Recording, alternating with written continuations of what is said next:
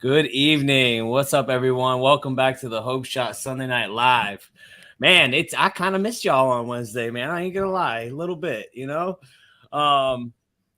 you guys are just jumping on, let us know you're here. Say what's up. Tell you missed me, something. I just need a little validation. I miss you. Thank you, Caesar.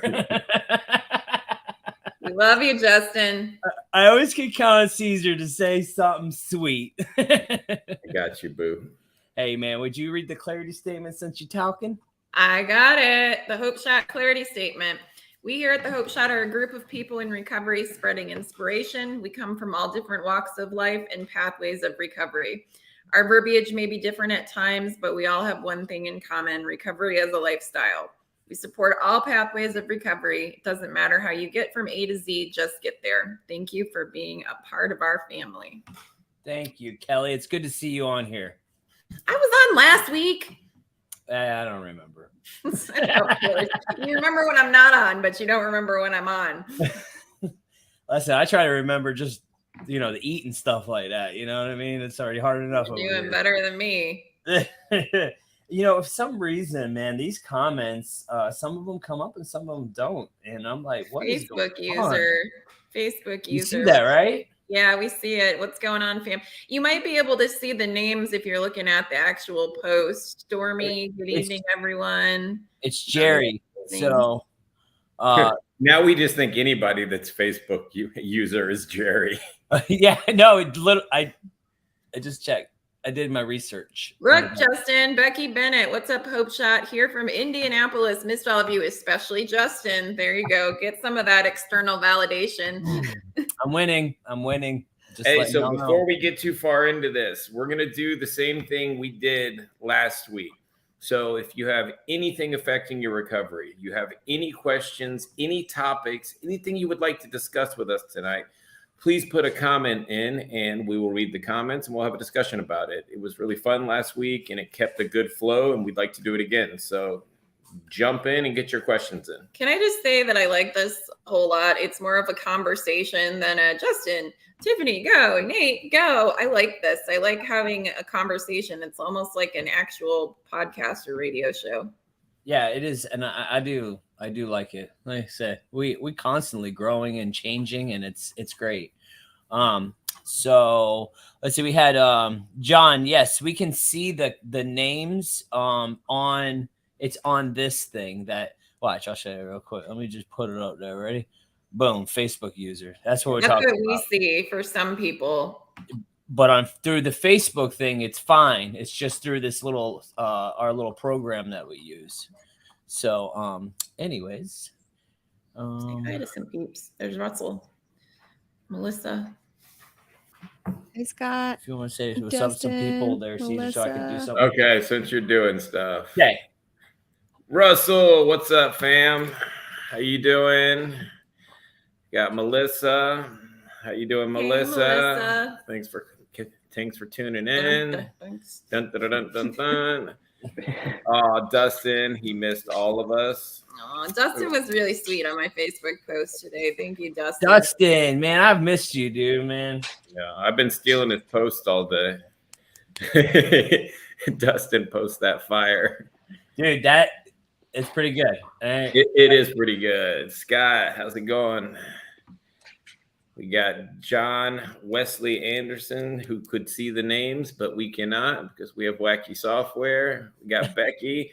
How you doing, Becky? She says, hey, missed you, Nate. You weren't here last Sunday. She remembers. Nate wasn't here? I know. It's weird. Nate was on a job in Ocala, remember? Oh, yeah. See, I don't even know. Nicole. Hey, how you doing, Nicole? Let's see. He replied already. Russell says he's doing great, and it's great, or he loves seeing all of our faces. We got here. Kyle, good evening, Hope Shot fam. Currently struggling through life's constant trials, but my recovery is strong, and I'm thankful for the many positive things in my life. Appreciate all you guys and gals. Kyle, I can relate to that. I was struggling this week too, emotionally, just struggling. I think everybody's been going through a little something, you know what I mean? It does seem that way. It's been it's been a rough few weeks for us over here.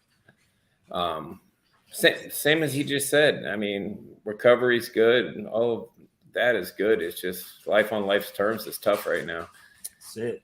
You know, between losing people and work life completely unbalanced at the particular moment for both of us. For both of us, and that makes it even trickier. Usually one of us can kind of get it together, but for both of us, I'll get them. Sorry, the dogs are starting to turn up. Turn up. Oh boy, watch out. Yeah, they wait for the podcast to come on and then they just start like play boxing each other. It's a 2-dog night, not a 3-dog night. Lay down. Come on, you come in the room. Thanks, Caesar. He laughs at my jokes and I appreciate him. We're the only ones that get each other. Yeah. Nate, man, does your mic work? Oh, this is pretty cool. Yes, it does. So John says he just got a random live notification for this live. He's not familiar with the page, but he's working through his first month of sobriety. Well, welcome, John. I'm glad you got our notification, and we are on live every weekend and every other Wednesday, and that's what we talk about. We talk about recovery, we talk about sobriety, we talk about life on life's terms, and we talk about each other's struggles, and we try to help each other. That's really cool. The algorithm's doing something it's supposed to do if he's never been here and it just randomly pops up. That's awesome. All right, here's our Gina's got our first topic. Growing through pain. Like the growing pain song. I wish I had that theme song right now. I feel like Nate should kick this off, man. Like, it's up to if he wants to. Growing through pain. Yeah, sure. I can talk about that. I'll relate it to two instances. One being the catalyst that allowed me to get into recovery, because pain was one of the biggest motivating factors for me to do something different. When you're have zero options, your back's against the wall, you can't lie to nobody else, you can't get money from anybody else, and everybody's fed up with you, and more importantly, you're fed up with yourself. Your mind magically becomes open to new suggestions, and it's for me, I had to experience all that pain in order to even be in a position to consider something different. I hope that's not the case for everybody. But unfortunately, it definitely was the case for me. And, so once I get in here, I'm trying to, work through that and I have to, get super uncomfortable, and I have to ask guys for help. I have to, they say there's something I have to connect to, some higher power. This is all foreign to me. I have no idea what they're talking about. I'm terrified. I just don't want to feel how I've been feeling anymore, and somewhere along the process, in the process, when I continue to take suggestions and stop, as Caesar always says, and it's so important, I don't, dictate what type of help I'm receiving once I ask for it. Some of that pain starts to go away. And once that pain starts to go away, I have a better opportunity to connecting to these prevailing forces that can ultimately take me out of this perpetual cycle of addiction, and I can start to experience life as it should be experienced. And now I can even go a few years into this now, and I had a couple experiences this weekend or this last week where pain motivated me to get honest about something I haven't been honest about in a long time. And not only that, I got news this week because we went from we'd seen a lawyer a couple weeks ago, and that was a dead end about my daughter.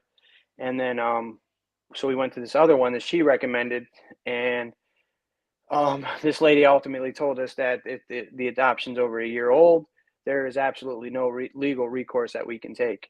Now, this is basically someone telling me that I have no legal recourse to ever see my daughter, again, legally. And you would think, that's enough to, give me an excuse to act out. It's give me an excuse to, um, you know, react poorly, however you want to take that. I mean, but what happens in the process of the recovery that I've experienced is that through constant work with others and a conscious contact with who I believe in, um, I don't have much room to experience pain today.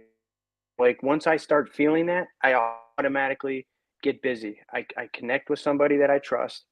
I connect to my source, and I get busy helping other people.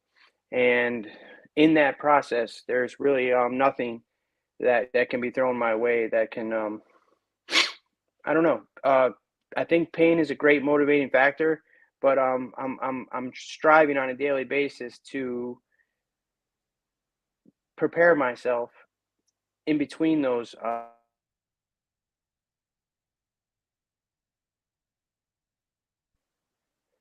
Did y'all lose me for a second? Yeah, Yeah. you got me. Yeah, now? a little bit. Yeah, we hear you now. Am I back? You back, baby? Am I freezing out? You didn't until just a second ago. Now you're good. Okay.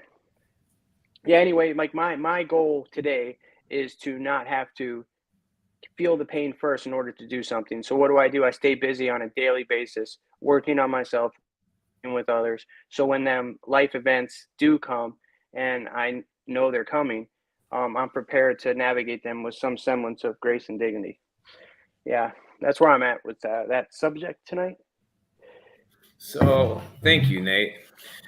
Anybody who's just tuning in, we're taking topics from all the viewers. So if you have something affecting you, something affecting your recovery, or just something that you have a question about, please put a comment in and we will address it. So the last comment that Nate was just so masterfully addressing was growing through pain. And in my experience, change and growth is always painful. I mean, that's just my personal experience. If I'm comfortable, I'm probably not growing, and I'm probably not doing what I'm supposed to be doing. As far as growing through pain, I think it's one of those things that if I'm facing a new situation or if I'm facing a tough situation, I've been around long enough that I know that I have to go head on into these things. I can't afford to shy away or hide from things. I have to go at them head on. And the reward for going at them head on is I have the lived experience on how I got through that situation, and I can share that with somebody else. In my first and second year in recovery, I lost my dad and then I lost my mom. And that was hard, but I leaned on the things that I had learned, and I leaned on my fellowship. I took all of the suggestions on how to handle things. And one of the best things somebody told me, which at the time it didn't sound great, but it was true, was stop making it about yourself. Just your mom's dying and all you're saying is I and me. And why don't you see what you can do to help the situation, help your family, be of service when you've been somebody that's taken for so long? Offer something, offer some solace to some people, pick up their chores, let them grieve.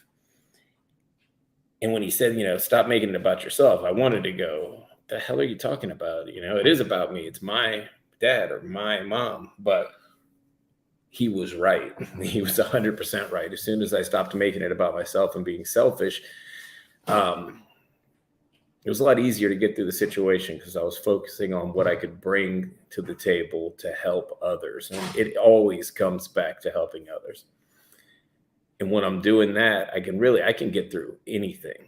The toughest situation I can go through with my God and my fellowship of people and the principles that I live by, and can come out the other side stronger with that experience that I can share to somebody that has never been there before. So that's kind of what growing through the pain looks like to me, is the more hard situations we make it through, the stronger we get and the more we have to offer with our experiences. Thanks, Caesar. Huh? You're welcome, Justin. I'm gonna read some of these comments. Mm-hmm. Let's see. We got another. We got AH says, "Hey guys, first timer here. My name is Hope. Nice to meet y'all. Working on a month clean. Congratulations, another month. It's awesome. We got some new people in here.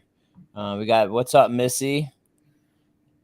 Let's see. Hey, Missy! Happy birthday, Missy! Yeah, happy birthday. Let's see. We got Kevin says it's fucking life. Sometimes it's not pretty, but it's beautiful. So, ooh, I like that. I like that, Kevin.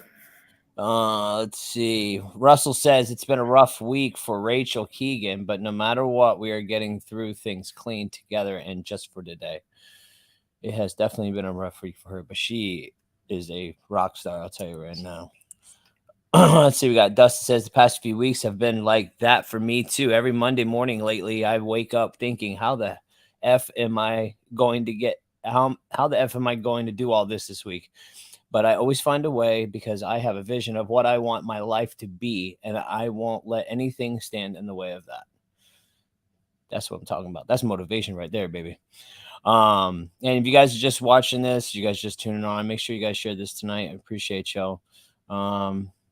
Yes, Mike, if you want to always, drop some topics, man. We're just kind of like going through them and just talking, you know.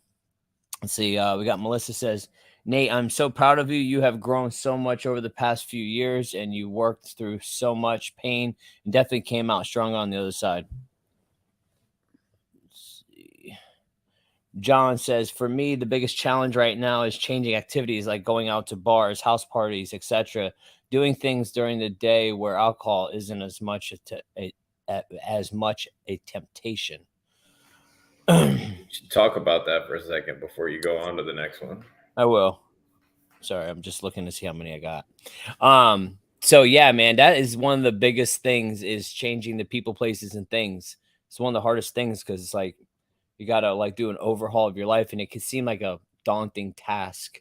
But I had to remove myself from all activities which I know myself would get in trouble.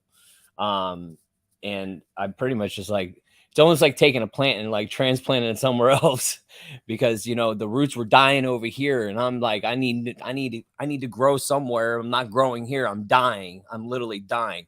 So I had to take my ass out of this damn garden that I'm dying in and put myself somewhere where I'm going to grow. And that means people that were wanting to do the same exact things that I want to do. It's like Dustin said, man, he has a vision. Okay, what does that vision look like? Well, I know I can't go to this place, that place, and this place. I know I can't be doing the activities I used to do. So, you know, I even had to cut off some people. I had to cut people on my life. And a lot of them were a little hurt over it. You know what I mean? And these people I've hung out with, talked to my whole entire life. But I know me, man. I had to make it so I was strong enough because at the moment, man, I'm weak. I'm weak as shit. You know what I mean? Anything makes me want to drink, or anything makes me want to use, you know. It doesn't matter what it was. It's just the person I was, you know. It's become normalized in my life. And so I had to remove myself from all these people, and she pretty much changed my whole life. Everything has to change for anything to change. And you know, it seems like a big overhaul, but it really wasn't, you know. But I still, you know, it's funny. The people that I used to hang out with and that I kind of backed away from, they follow suit. Like a lot. Our friend Nicole, right? We used to get trashed with her every night, right? We had to back away from her. She didn't go into meetings, or she didn't go the depths that I was going. You know what I mean? She found she had a problem though. And now she's sober. She don't drink ever. She don't do anything like. And now we're friends again, you know what I mean? And that's the cool thing about it, you know? But we didn't know it was going to be like that, but it's kind of cool to see people following suit, you know?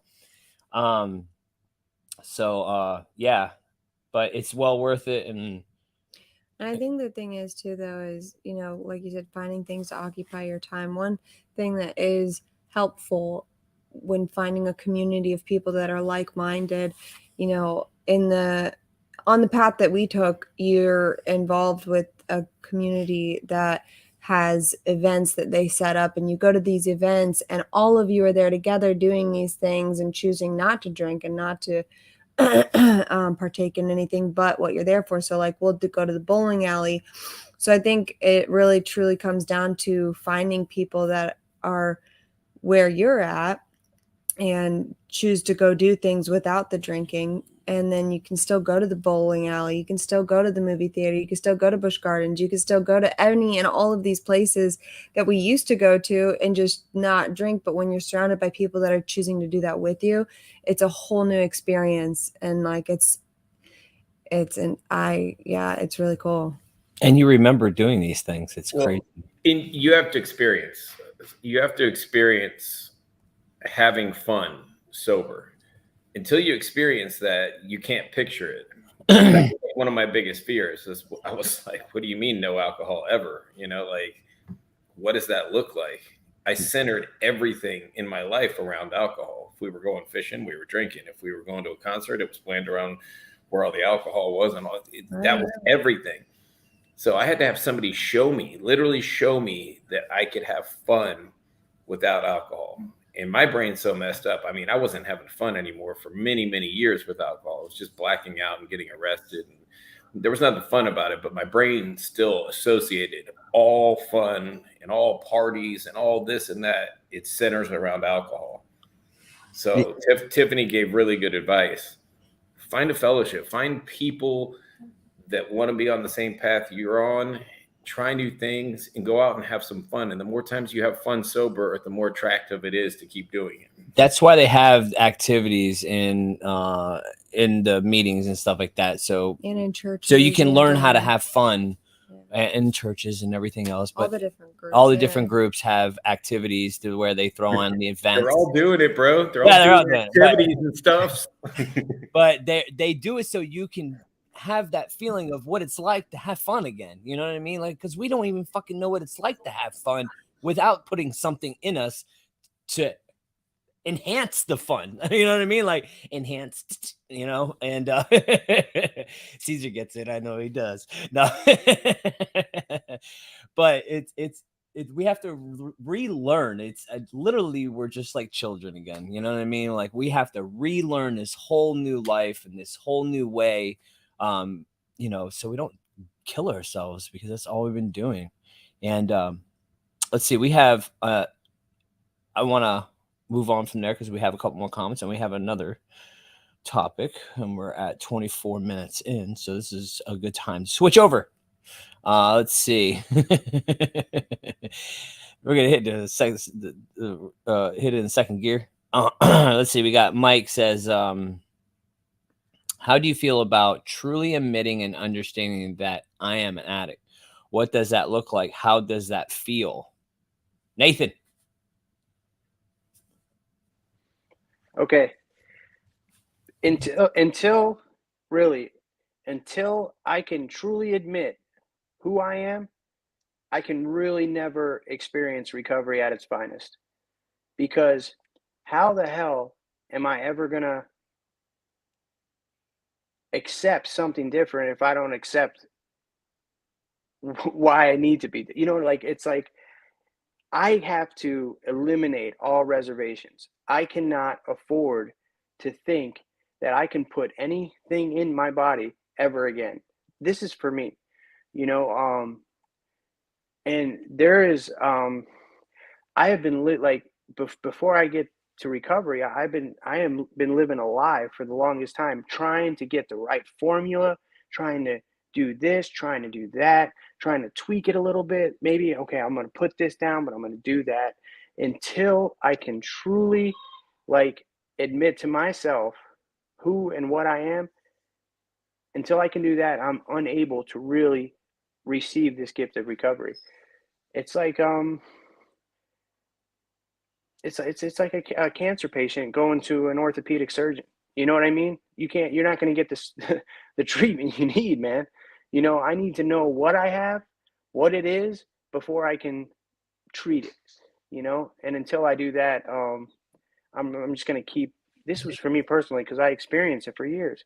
I would say the words, I am this or I am that, but I never truly believed it, because I had some voice in the back of my head said, well, maybe I can just smoke. Maybe I can just take these prescriptions. I never got, it's legal, and with that mindset, I continuously would return to exactly what I wanted to do and end up in the same position that I always ended up in. So I think that confession, telling on yourself, like, look, this is who I am, and it gives you the freedom to finally do something about it, because then you know what the hell you have. You have your diagnosis. Now you can get the right treatment. I was just talking to somebody today about we talk about the stages of a change, totally unaware, and then being aware, and then now it's action, and I feel like once you totally admit, the surrender part is just you're totally engulfed in surrender.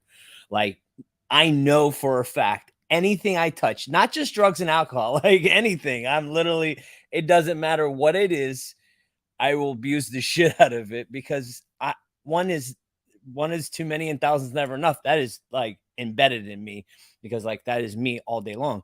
Food, everything in my life, social media. I'm obsessive and compulsive on everything in my life, and I can make everything in my life unhealthy.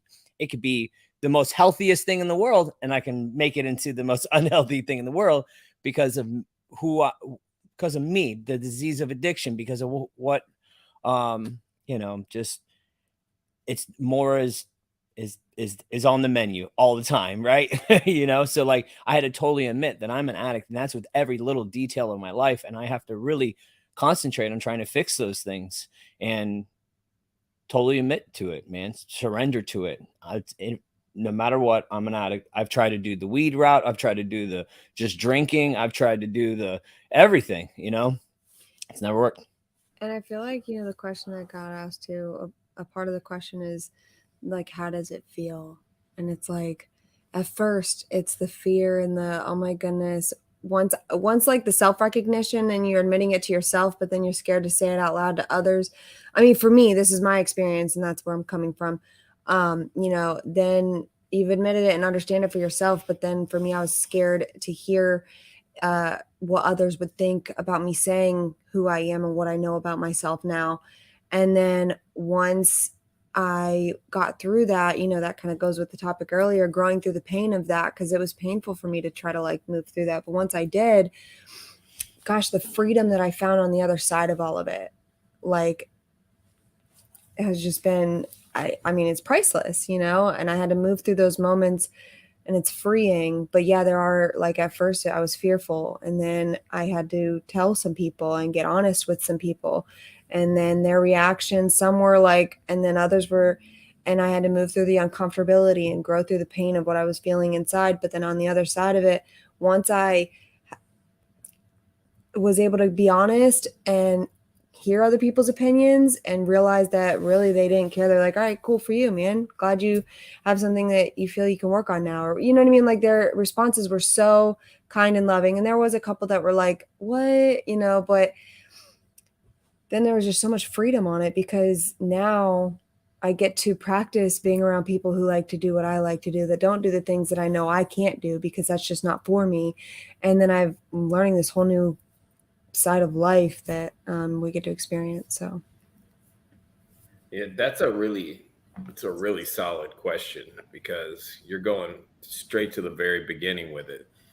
It's my experience. I got court ordered to all kinds of meetings and rehabs and all of that stuff, and I was always willing to raise my hand and go, oh, I'm an addict or I'm an alcoholic, but I didn't really know what that meant. Not the true definition of it. And I certainly did not believe in my heart that I was screwed, that I was truly an alcoholic and an addict, and I was hopeless and there was no way out. I never believed that in my heart until the experiences that I had got worse and worse and worse. And I sat down with another person and they explained to me what it was to be an alcoholic or an addict. And we read the literature and stuff, and you see yourself on the pages of these books and the different fellowships, like literally like a mirror. And it's kind of hard to go, well, maybe I was making too big a deal out of this, because, this is some heavy literature and it's pretty serious. And the whole part about admitting it, that wasn't hard for me. It was digesting and believing in my heart that I was screwed. And that's when I was ready to accept the help. Until I was defeated and I had run out of ideas and schemes and plans on what I was going to do and how I was going to bob and weave around this thing and be able to drink safely down the line, or be able to use just a little bit on the weekends, until those ideas were beat out of me, until the acceptance came that I was just screwed, that I could never use or drink safely again, then I couldn't accept the help that was coming. So, I mean, that's a solid question, because we always have a lot of people in here that are new, and it's like, I knew I had a problem, but I didn't know it was that serious of a problem until I never outgrew it or outthought it, or, it just, the problem only got worse. It never got better. You bobbing me around? Here, I'll put you up here, Justin. Why don't you go ahead and read that comment? I was trying to get you to read it, but whatever. So Melissa says, I have been clean almost 4 years now, and my family still won't talk to me. Do I give up or keep on fighting for them? I thrive to have them in my life. I need my brother, my mom, and my dad, and have real hard time. I'm having a real hard time with this. Any suggestions? Yes, I have suggestions. Hold on, let me put Nate up here.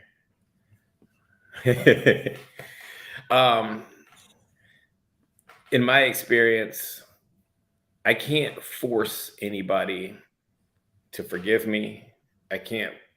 My words were no longer of any value to me, because the people closest to me are the ones that heard all the lies and all the BS. And at that point, when your words will no longer work, when they don't want to hear I'm sorry, and when they don't want to hear I'm different, you only have your actions. So live out that you're a different person. Live out your recovery every day. Let them see that and let them come to you. Don't force yourself on them. That's what I did. I'm not saying it's right or wrong, but in my family, they said I've said I'm sorry so many times that it might as well have been my name. It was like I was introducing myself. I'm sorry. I'm sorry. So I'm sorry wouldn't cut it anymore. What worked was, over time, showing them that I was living a different way, that I wasn't the same person, through my actions, and being there when they needed me.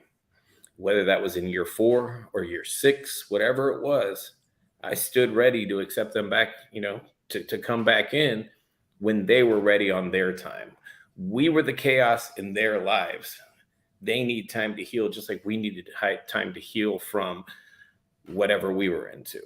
So everybody goes at their own rate, and all you can do is be the best version of yourself every day. Practice your recovery and stand ready to be accepted back in. And when you are, and you're going to make those amends, and you better be ready to back up whatever they ask of you. If they say, you know what, you owe me money, or you got to do this or that, you better be ready to live up to those amends that you make. So it's important, man. Our actions are everything. Our words, especially early on, our words aren't crap.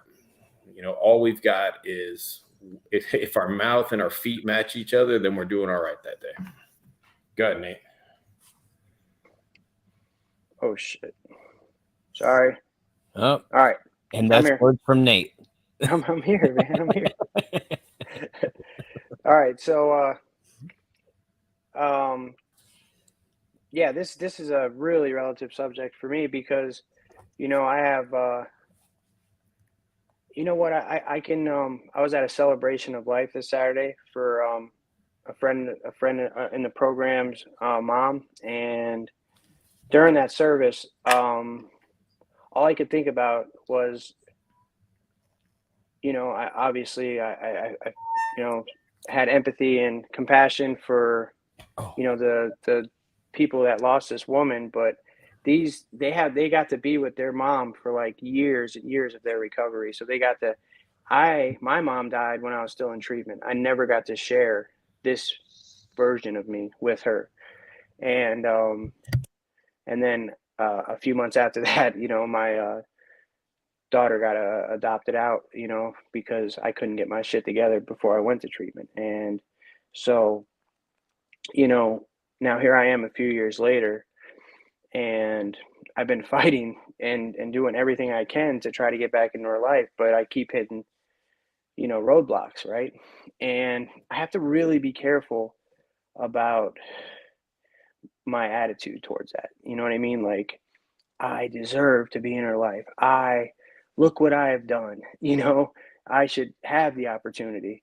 And because and this is an area where I can get very non-spiritual, and I can get detached from, you know, what my source's will is for me, and also what my purpose is.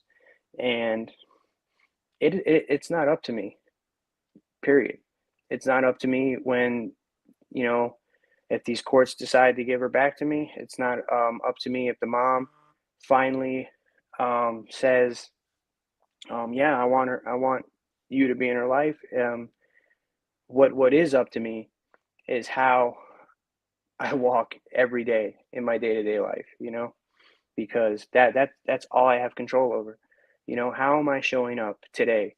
Not just for my family, but for my community, for, you know, people also in recovery, for newcomers. And like so there'll be fleeting moments where I feel so damn far away from, or so far removed from the reality of being reunited with my daughter, or, you know, that my mom thinks I'm doing well, you know, she knows I'm doing well and stuff like that. But as soon as I get busy in this program, and I start helping others, and I start connecting, and I do exactly what I've been doing for the last few years, I know that I am closer to my truth than farther away from it. And in that journey, in that like humility, I find a little bit of grace and the ability to take another breath and you know, be who I am, and know that it's not up to me. And there's acceptance in that, and there's some freedom in that. Is it sad? Or some days super difficult? Absolutely. But it brings me closer to my source, not further away from it. And in that mindset, I'm able to navigate through these situations pretty damn well, considering.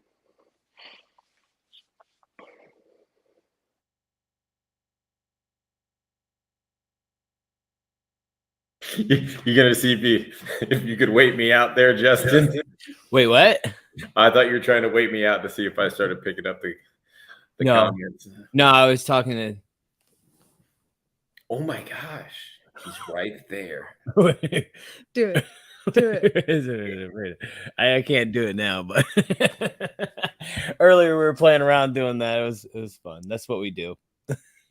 I'll read a couple. Okay. So this guy says, Justin, I'm starting to see a lot more people that I knew and used with, or knew that use, become clean. I think we're all starting to wake up. Yeah, it's a beautiful thing when you start to see the people from your past showing up and interested in what you got. So that's awesome, Scott. Michael says, recovery is not a death march. Having fun in recovery is so important. Love you guys and love this show. Well, we love you, Michael. Thank you. And love you, Mike. Having fun, man. Like Kelly talks about it, about the true belly laughs. Like, I was dead inside out there, man. We laugh today. Like, we are stupid. It's crazy sometimes, man, because like, for one thing, like we're like the center of like the calm and the storm of what's going on out there, right? Like we're the people go to when shit's hitting the fan, right? And I'm sometimes like, oh gosh, no, just kidding. Nah, and I'm grateful for it, you know. But like, I never thought in my life, my wildest days, dude, I'd be the one to go to. I never thought I'm not a go-to guy. I'm not, you know. No, me neither. I'm an immature freaking son of a bitch sometimes. You know what I mean? Like, Listen, I'm a real jokester. immature. Yeah, you just see me try to grab and just go, you know. I wish I could do it in the Nates. I wish I could. That'd be so freaking amazing. Dang it. Oh, dang. Like how do I? If I could do a pull-up right into there. That'd be freaking like the best ever. But But I mean, I'm going to put this up here. I like this. go ahead. Hold on. Let me move myself up. Maria Lopez says, I remember making a move to another state. I changed people, places, and things, but I took me with me. Ooh. I hadn't really surrendered, and I wasn't sick of being sick and tired yet. Grateful I was able to unlearn all I thought was normal. And that's it, man. Like, I'd do really well. Like, I'd go somewhere, and I'd do really well for about a month. But everywhere I went, there I was. And I never changed anything on the inside. And I don't care where you put me. I'm going to find the ratchet stuff to get into. Like, it is. Salt Lake City, Utah, got arrested. I'm out there with the Mormons, still got in trouble. You know, like, it didn't matter where I went. I brought all that chaos with me. So, you know, all the excuses of, man, if I could just get away from this crowd of people, that's BS. I was the problem. Yeah. And that's a revelation. That's a revelation. When I started in recovery, when all the excuses were gone, being able to say and realize that I'm the problem, I've caused all this, all the chaos is me. Then I had something to work on, because I can't change the people around me, but I can change me and I can work on me. So it was a slap in the face at first. It was like, who caused all these problems? Oh my God, it was me.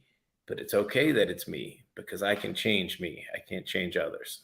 You know what? The one thing that somebody told me when I got in here is it's an inside job. Mm-hmm. And I'm like, you know, I didn't, you know, when you first get in here, like, what the hell is this dude talking about, old man? Just crazy. You know? But it's true. It's an inside job. Like everything, all the stuff that my world changed once I worked on the inside job that I had to do to make things right. And I used to be really good at pointing the finger at everybody else in my life. All the bullshit that's ever had me, all the crap that's happened in my childhood came with me. And I had to go like this, because I'm 35 fucking years old. There's no excuse for me doing shit right now from 15 years old that happened when I was 15. But it's real shit, though, that we have to learn how to work through. Yeah, I lived by Gucci on the outside, Kmart on the inside for years. I was like, as long as the outside looked good, yeah, as long as the outside looked good, it's all good. Well, that's not true. When you're just rotten on the inside, you know, it don't matter what you look like on the outside, because it all comes through. And you could be in recovery looking for Gucci on the outside and Kmart on the inside. And dying on the inside. Dying. Like, it's good to put on a front, but god damn, it's hard. It's rough, man. It's hard to keep that front up. Let me put this one up here. Brittany, every live that y'all do is definitely a shot of hope. Much love to all of you. Thank you, Brittany. We appreciate that. Thank you. You want to pick up some, homie? Sure, man. I got you, bro. I'll put you up here. Oh, hey, how you doing? I'm back on top, baby. Let's see. I don't even know. Oh, there we are. Okay, I got it. I want to say what's up to. Yeah, where we at? Okay. We got Rachel in the house. What's up, Rachel? She says we doing to Russell. It says we are doing this. My army is irreplaceable, and that's facts right there. You know, prayers for you, Rachel. She's going through a hard situation right now, but she's getting through it, and she knows exactly what to do, and she knows exactly where to go when shit hits the fan. 100%. Yeah. Let's see. We got Becky says, how many times I've stopped for a while, and then I said, oh, I could do a line. A line is never a line. You have to admit that. Yeah, it's never one. One is never enough. We have all the best intentions, though. All the best intentions. Oh, just one drink. Sit, man. Just one drink. We're good. Hey, I'm gonna be honest. I never wanted to do one line of anything. I mean, Never. that's like that was never in the game plan. If you only had one line, I probably wasn't gonna start because Wait, that's it. Yeah. You know, but it's okay. So, but like I get it though. No, yeah. I get it. Yeah, but I'm saying like I remember I could have one beer. Yeah, me and Tiffany at our you know, at the end, right? We's always like, oh, we're just gonna do one shot. I had a hard just day. Just one. And we hard would go day. back and forth with each other. Just one, right? Just one. You have to be Okay, my promise. accountability. Just promise. Just one. Okay. It never was one. We'd be going to get the second bottle by like, you know, a couple hours later. I was gonna say, how'd that work out for you? And if it wasn't me, it was her. You know what I mean? I was the one doing, you know, oh, just one, and yeah. And then she went, and then next thing, and it'd be just that craziness, man. Yeah, because if you're anything like me, one ain't getting me where I'm trying to be. Nope. I like to believe it, bro. I like to believe I can have one drink and be classy, but I'm trying to get to oblivion, and I'm trying to get there fast. Yeah, but when we're trying to be good, you know, you know, it never was like that. Hi, Lisa. Yes, I'm getting there, babe. No. Put it back up so we can give her a proper hello. We love you, Lisa. Love you, Lisa. Hopefully we'll get her on here next week. We're putting you out there. She's traveling, man. I know. She's out there saving lives, one state at a time. Soon, though. Soon. Let's see. We got Rachel says, I love you all. I love all of you so very much. I am beyond grateful for all the love and support and prayers. I love you, Rachel. Love you, Rachel. Let's see. Lisa says she's watching from Austin. What up, Austin? Isn't that a country song? I don't know. Austin's popping these days, though. Austin's a country. There's a country song called Austin. Something. I don't know what it is. It's something. I remember. I can't remember right now, but I remember. Just let it go. I am. I'm letting it go, Caesar. I'm walking away. Melissa says, I never can use one of anything. I overuse Downy room spray. Everything. I overdo spices. So there's that, you know? I love that, Melissa. Oh, my God. You ought to see how many crystals we have in my house. I ain't saying nothing, but there's a lot of crystals in this house. I ain't saying nothing, but... Oh my gosh. Lisa's love you and miss you all so much. We miss you too. Let's see, we got Crystal says watching from Beaver Dam, Kentucky. That sounds like something from Kentucky. Beaver Dam, Kentucky. Hell yeah. Thanks for joining us. Yes, thank you for tuning in. Yes. All right, man. So with that, anybody got anything else? I mean, it's still kind of early. Yeah. Got like 12 minutes. That's like 12 whole minutes. I feel like a topic that's come up so many times in the last week is like the recognition of a behavior or a feeling or an emotion that we don't like, and then acknowledgement of it, which is kind of like the accepting of when it's happening and like really truly. Oh, sorry. I don't know. You speak low, bro. Well, hey, so Michael Davidson's asked this question twice. Oh, okay. Go for it. And I don't... How important do you guys think prayer is for recovering addicts? All right. Well, Nate jumped with his hands up, so I'm going to put him up there and let him talk. We can only give our personal experience. So I can't give advice on this. Okay. Yeah. And so my personal experience is this. When I come into this thing, I am so, and it's funny because we just talked about this on Saturday. When I come into this deal, I am so consumed with depression, guilt, shame. I feel pathetic. I have no self-worth, no self-esteem. I have no idea, I have no God idea. And furthermore, I believe I'm not even worthy of it to begin with, right? So before I can start really grasping the idea of a higher power, prayer, meditation, I have a lot of freaking work to do, man. I have to get really down and dirty, get vulnerable, and get this shit out of me because, and I've explained it on the show before, is that, there's a direct line from me and who I believe in. And if I have all this stuff in the middle, there's no way I can connect with this thing, right? So before I can start really connecting with this thing, I have some work to do. But in that process, if I just become moderately willing, just a sliver of willingness, you will be surprised when you make a small step towards this power, how much it'll come towards you. So you might not think that you're praying, or not think that you're closer to this thing, but I promise that once you make a decision and surrender to this process, you're already moving in that direction. And how important is prayer for me today?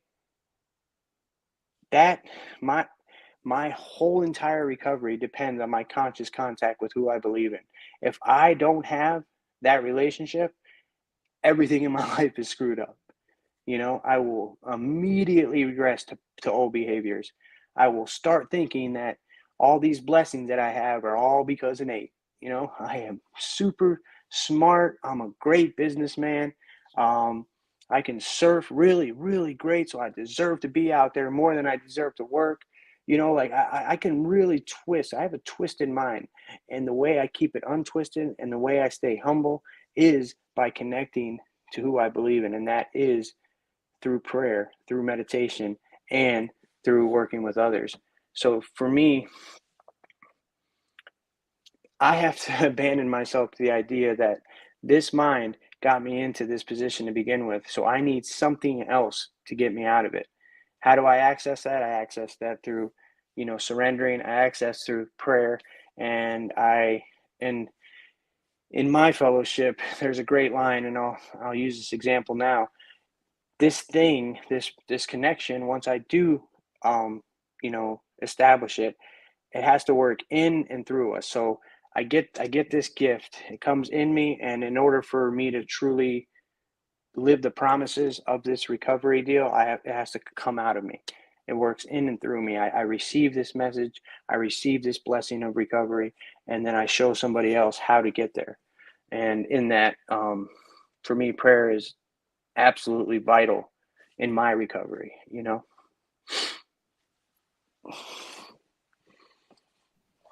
I'm just raising my hand. Who you raised your hand for, bro? I thought we weren't doing this. Oh, look at that. Boom. The reason I said we can only share our own experiences, we read a clarity statement that says we accept all pathways of recovery, and we do. And I know there's smart recovery out there. There's some other things that leave prayer out. How important is it to me? It's everything. It's the connection is everything. And this was truly a time that I faked it until, fake it till you make it. My sponsor said I had to pray, and I read prayers off a card because I didn't have a real prayer in me, except for maybe a foxhole prayer. And I read them off of cards in the morning, and I read them off of cards at night. And over time, I didn't pick the card up anymore, and it became more of a conversation with my higher power. And that's kind of the experience that I've had. It grows. And the beauty is I'm not going to be in a meeting or around my fellowship 24 hours a day. So I have to have a power greater than me that I can take with me everywhere I go. I can't hide from life. I can't not go to the grocery store because there's a beer and liquor aisle. I can't not go to Tampa because I used to trap in Tampa. There's business in Tampa. I got to go there, so I can't avoid these things. So I have to be strong enough to walk through these things and do the right thing. And I cannot do that without my higher power. So to me, it's absolutely everything, but it's a growing and learning process. I didn't come into this recovery thing and just bite hook, line, and sinker into it and go, oh, that's it, man. It's all God now. I did not do that, and I don't want to give the impression that I did. But I stuck around long enough to see how important it was, and over time, I built my relationship, but I wouldn't trade it for anything. So I hope that helps. Yeah. Hey, and then Caesar also, like, I just want to add to it. Like, when I came into this thing, man, I had to, me personally, because I was so skeptical and doubtful, I had to truly see whatever this God thing was working in people's lives. And once I saw that, like, I saw somebody that I used to shoot dope with, everything. Like, he was exactly where I was, and his entire life was transformed. And I'm not talking about nice car and nice house, which he had, but his whole spirit had altered. It was completely transformed. And I knew right then that whatever this thing that they were talking about worked. Had no concept of it. I had no idea what this power was or what it could do for me, but I knew that it had worked in this gentleman here. And with that, that's where I made my beginning. You know, I saw it, you know, I couldn't deny it. So Yeah. there's power in that connection in the group, within your group, wherever that might be. Yeah, same thing. Every person that I talked to that told their story when I in my first like 30 days, that told their story, and I was like, holy crap, like that guy was just like me. Every one of them, without fail, said that they had a higher power in their life, and that's how they got sober. So I didn't try to pick and choose. I went, okay, well, if that's what it takes, you know, then this is what I'm going to do. And what seemed like a chore has turned out to be the best thing in my life.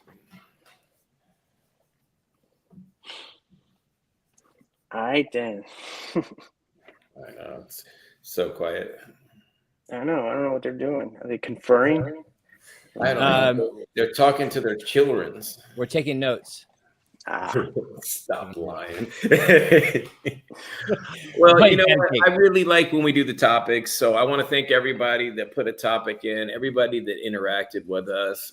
It just makes it so much nicer when we have a conversational like this. I feel like you guys are a part of it and that you're here with us. So honestly, I appreciate it. If we didn't get your comment tonight, anything like that, you know, we're here every Sunday night at 8 p.m.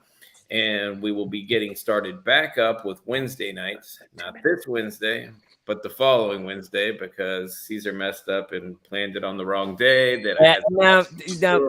We have an engagement. I don't know whose fault it is. It's a bunch of factors, and Caesar's top.